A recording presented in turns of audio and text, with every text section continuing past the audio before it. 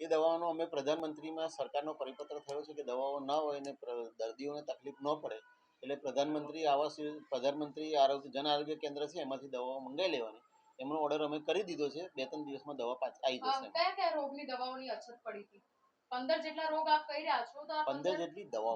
હા, આ 15 જેટલી દવાઓ કઈ એટલે ઇમરજન્સી દવાઓ તમે તાત્કાલિક મંગાવી લે છે ને પેશન્ટ દાખલ હોય તમે એમાં આરકેએસમાં ખર્ચો કરીને આરકેએસમાંથી સરકારનું ભંડોળ હોય છે અમારી પાસે, એ આરકેએસમાંથી અમે દવાઓ તાત્કાલિક મંગાવી લઈએ છીએ. પણ આજે 15 થી 20 દવાઓનો ઓર્ડર કરવો પડ્યો છે.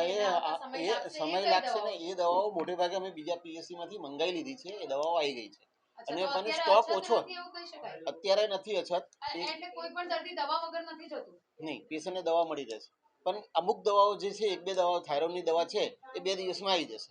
એટલે કઈ દવાઓ જે એવી છે કે જે હજુ નથી હોસ્પિટલ પાસે? અત્યારે થાઇરોઇડની દવા નથી પણ 2 દિવસમાં થાઇરોઇડની દવા આવી જશે. આના સિવાય બીજી કોઈ દવાઓ એવી છે કે જે અવેલેબલ નથી? નહીં, એ છે જ અમારી પાસે અને માંગણી કરીએ છીએ તો મને કઈ દવાઓની માંગણી આપણે સરકાર પાસેથી કરેલી છે? સરકાર પાસે ઈડીએલમાં 700 દવાઓ હોય અમારી પાસે. ઓકે. એ 700 દવામાંથી જે દવાઓ અમારી પાસે ખૂટે એટલે અમે માંગણી કરી લઈએ.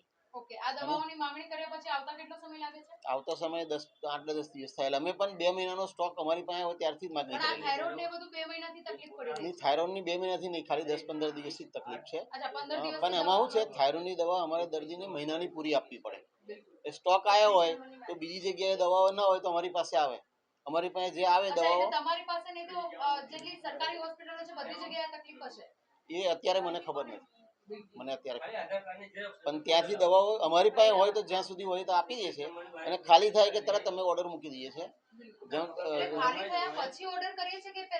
પહેલા ઓર્ડર કરી દઈએ છીએ પણ આપણે શું કહેવાય જન આરોગ્ય કેન્દ્રમાંથી માંગણી કરીએ પણ એમને બી સ્ટોક ભેગો કરતા વાર લાગે ને એટલે 2-4 દિવસનો તો સમય જાય.